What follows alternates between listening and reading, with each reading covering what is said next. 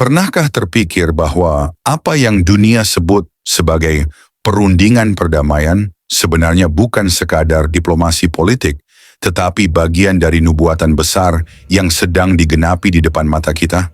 Hari ini dunia menatap Kairo, sebuah kota kuno yang dulu menjadi simbol perbudakan bagi umat Tuhan, kini kembali menjadi tempat di mana sejarah disusun ulang.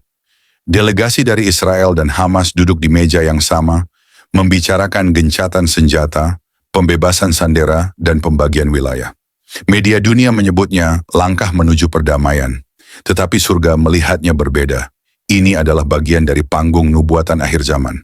Di balik sorotan kamera, di balik kata-kata manis para diplomat, Tuhan sedang menulis kisahnya sendiri.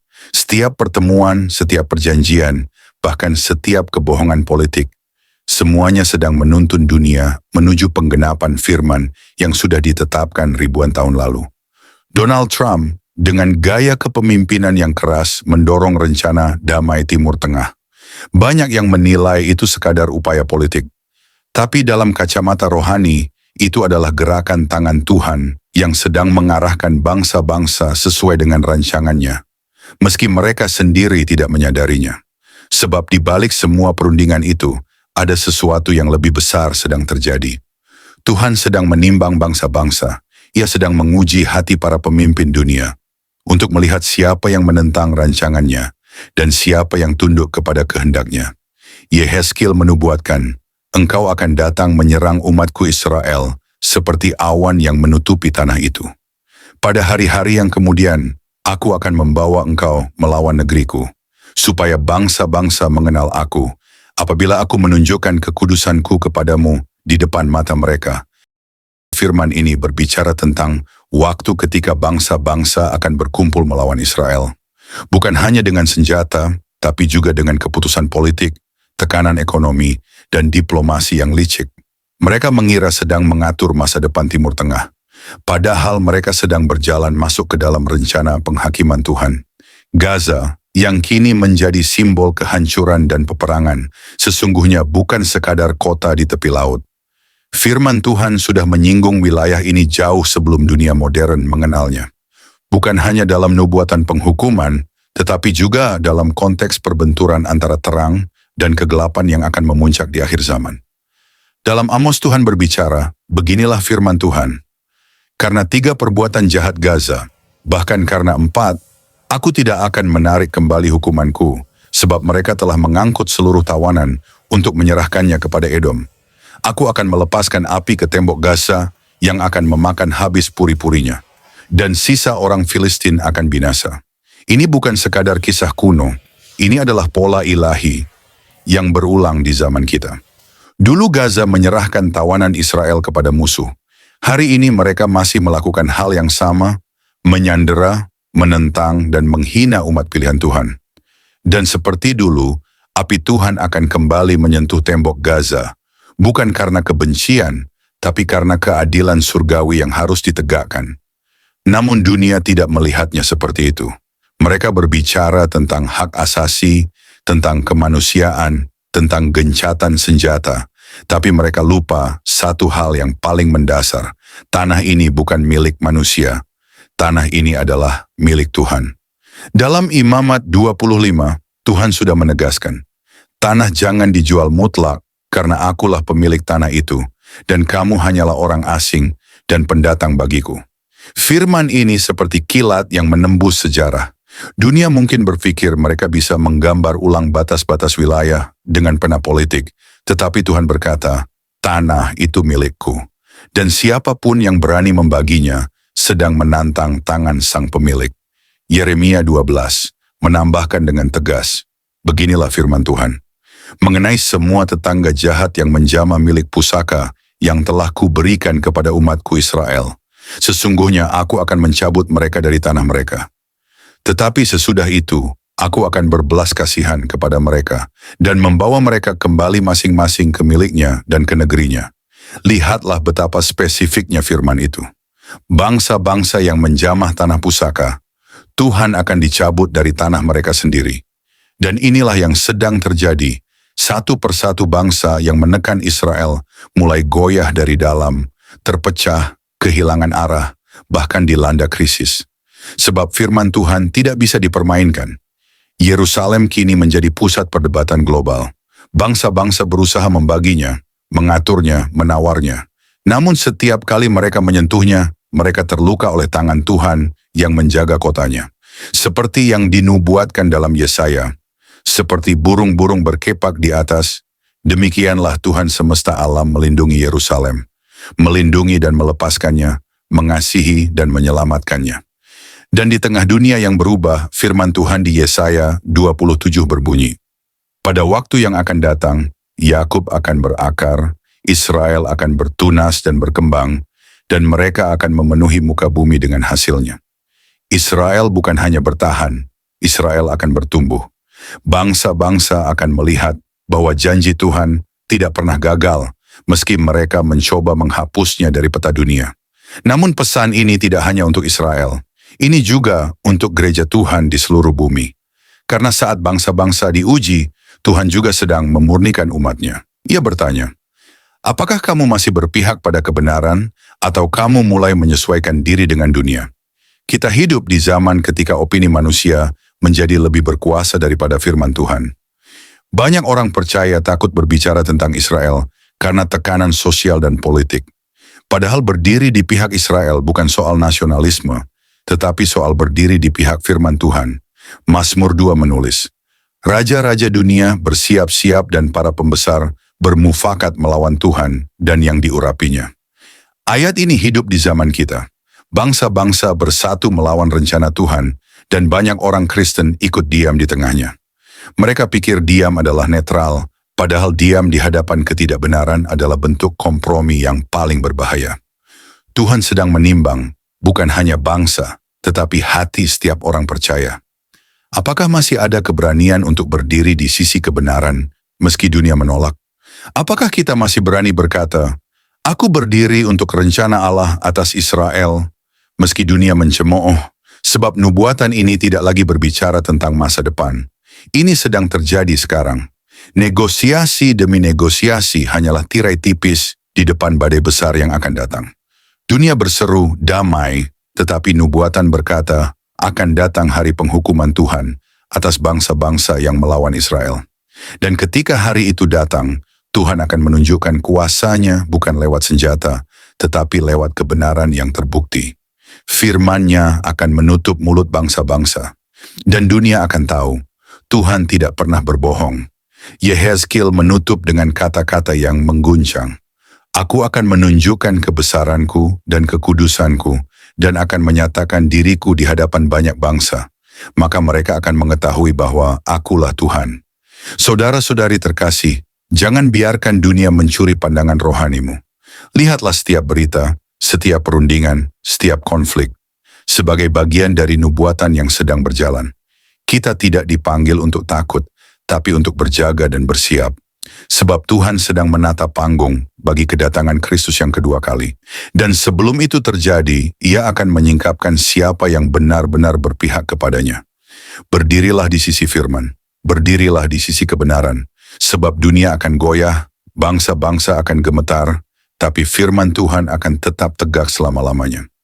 Dan pada akhirnya semua orang akan tahu bahwa Tuhanlah yang memegang kendali sejarah. Ia yang menulis, Ia yang menggenapi, dan Ia yang akan mengakhiri semuanya dengan kemuliaan bagi namanya. Saudara-saudari terkasih dalam Kristus, terima kasih sudah mendengarkan renungan firman Tuhan sore ini. Bukan suatu kebetulan jika saudara ada di sini saat ini. Tuhan sendiri yang mengatur langkahmu, Tuhan sendiri yang mengetuk pintu hatimu, dan Tuhan sendiri yang menanamkan firman-Nya ke dalam jiwamu sore ini. Biarlah setiap kebenaran yang telah kita dengar tidak berhenti hanya di telinga, tetapi menembus hati, mengalir dalam pikiran, dan diwujudkan dalam perbuatan. Renungan ini bukan hanya perenungan, ini adalah panggilan. Panggilan untuk bertobat, panggilan untuk kembali, panggilan untuk bangkit, dan berjalan dalam kebenaran yang sejati. Karena kita tidak tahu berapa banyak sore lagi yang Tuhan izinkan untuk kita. Kita tidak tahu apakah esok masih milik kita. Tapi hari ini, sore ini, adalah anugerah yang tidak boleh disia-siakan. Mungkin ada banyak hal yang belum saudara mengerti, banyak luka yang belum sembuh, banyak doa yang belum terjawab.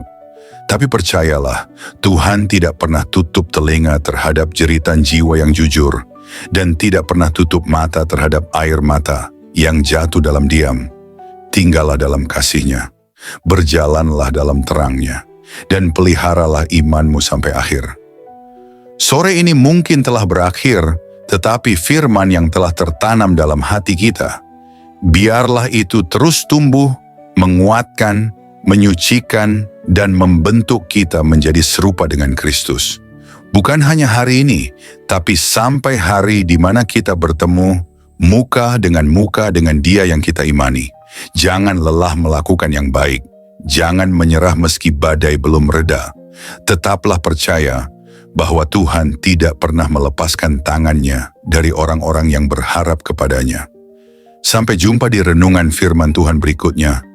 Tetap setia, tetap menyala dalam kasih, dan tetap berjalan bersama Sang Gembala Agung, Yesus Kristus yang hidup dan akan datang kembali. Tuhan Yesus memberkati saudara semua. Mari kita berdoa. Terima kasih Tuhan Yesus. Terima kasih untuk sore yang penuh anugerah ini. Untuk setiap napas yang masih Kau izinkan berhembus dalam tubuh kami. Untuk setiap detik yang Engkau beri, agar kami bisa duduk diam di hadapan-Mu, mendengarkan suara-Mu melalui firman yang hidup, yang menusuk hati, yang mengguncang jiwa, namun juga mengobati luka dan mengangkat kami dari kejatuhan. Tuhan Yesus, sore ini kami datang bukan hanya membawa telinga kami, tapi membawa seluruh keberadaan kami ke hadapan tahta kasih-Mu. Kami datang dengan hati yang kadang kotor, pikiran yang sering goyah, dan semangat yang mulai padam. Tapi firman-Mu sore ini membangkitkan kami kembali. Engkau berbicara bukan hanya lewat huruf dan kata, tapi lewat roh yang menghidupkan. Kami tahu Tuhan, seringkali kami mengabaikan suara-Mu. Kami terlalu sibuk dengan dunia, terlalu sibuk mengejar yang fana, hingga lupa bahwa Engkaulah sumber kehidupan sejati.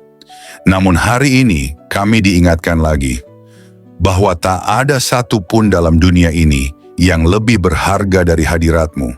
Engkaulah mutiara yang mahal, harta terpendam yang layak kami tinggalkan segalanya demi mendapatkannya. Ajari kami untuk mencintai-Mu lebih dari segala yang kami miliki. Terima kasih karena firman-Mu menegur kami, bukan untuk menghancurkan, tetapi untuk membentuk. Karena Engkau tidak membiarkan kami larut dalam jalan yang salah, namun menuntun kami kembali ke jalan yang sempit, jalan salib, jalan pengorbanan, jalan kebenaran. Tuhan Yesus, sore ini kami mengangkat tangan dan hati kami kepadamu. Segala yang telah kami dengar, biarlah tidak hanya tinggal dalam pikiran, tanamkan itu dalam hati kami yang paling dalam. Ubah kami mulai dari dalam, jadikan kami pelaku firman, bukan hanya pendengar setia. Berikan kami hati yang lembut, hati yang sanggup menerima koreksi, dan tidak lari dari cahaya-Mu saat dosa kami disingkapkan. Ajari kami mencintai kebenaran, meski kebenaran itu menyakitkan. Ajari kami berjalan dalam kasih, meski dunia membalas dengan kebencian. Tuhan, jadikan kami terang di tengah kegelapan, garam di tengah kebusukan dunia ini. Dan ketika nanti malam datang, dan kesunyian menggantikan keramaian, biarlah firman-Mu terus bergema dalam hati kami. Biarlah suara-Mu lebih nyaring dari hiruk pikuk dunia.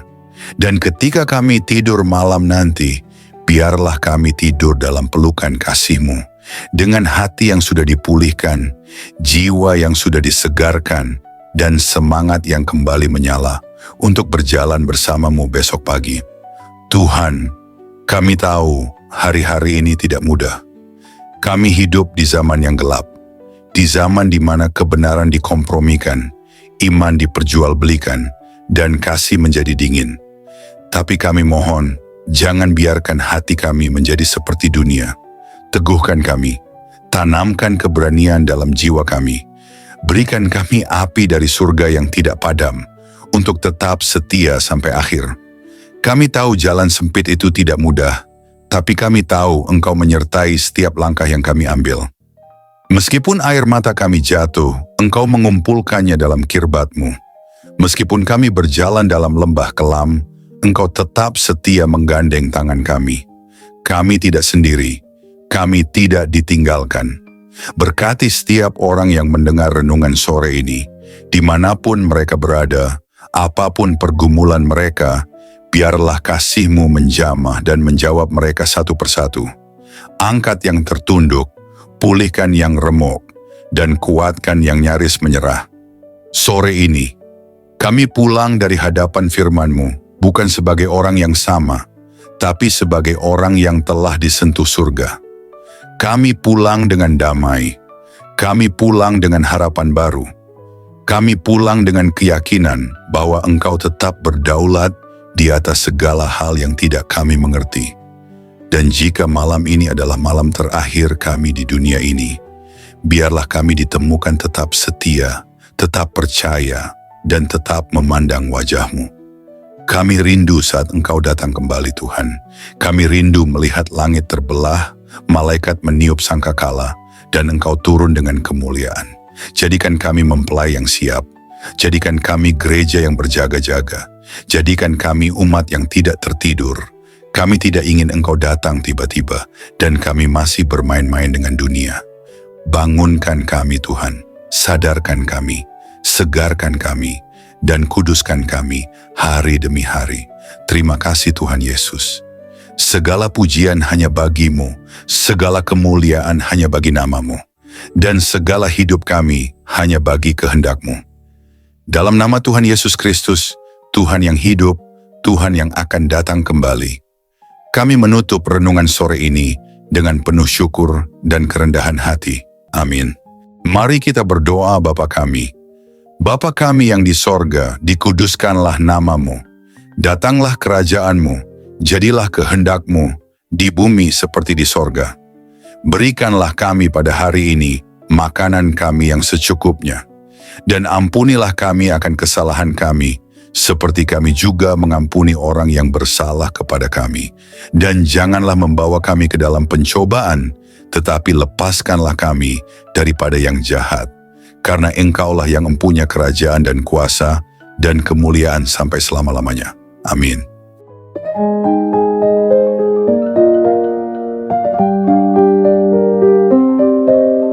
Saudara-saudari terkasih dalam Kristus, terima kasih banyak atas kesetiaan saudara-saudari mengikuti renungan firman Tuhan sore ini sampai selesai. Semoga setiap firman yang telah kita dengar, setiap pesan yang telah menyentuh hati, dan setiap doa yang telah kita panjatkan bersama, sungguh-sungguh menjadi kekuatan dan penghiburan bagi hidup saudara di hari-hari yang penuh tantangan ini. Kiranya firman Tuhan hari ini menanamkan keberanian dan keyakinan dalam hati kita semua, bahwa tidak ada keadaan yang luput dari kuasa Allah. Dalam kegelapan dunia yang semakin pekat, marilah kita tetap menjadi terang yang memancarkan kasih, kebenaran, dan pengharapan yang hanya datang dari Tuhan. Jangan pernah menyerah, sebab Tuhan berjalan bersama kita, menuntun langkah kita, dan membukakan jalan saat kita merasa terjebak dan buntu. Ingatlah bahwa di setiap pergumulan ada pertolongan Allah yang siap datang, dan dalam setiap tangisan ada penghiburan yang dari surga. Kami mengajak saudara-saudari untuk terus membagikan berkat ini kepada orang-orang yang membutuhkan. Jangan ragu untuk like, subscribe, komen, dan bagikan renungan ini. Dengan begitu, berkat firman Tuhan dapat menyebar luas, menjangkau lebih banyak jiwa yang haus akan kasih dan kebenarannya. Teruslah teguh dan kuat dalam iman, jadilah saksi hidup yang membawa damai dan sukacita dari Kristus dimanapun saudara berada. Jangan lupa untuk tetap membuka hati dan pikiran dalam setiap renungan berikutnya, karena Tuhan masih punya banyak firman yang luar biasa untuk diberikan kepada kita. Sampai bertemu lagi di renungan firman Tuhan sore berikutnya, dengan harapan dan doa agar Tuhan selalu menyertai langkah saudara-saudari semua, melindungi, memberkati, dan menguatkan dalam setiap keadaan. Tuhan memberkati. Amin.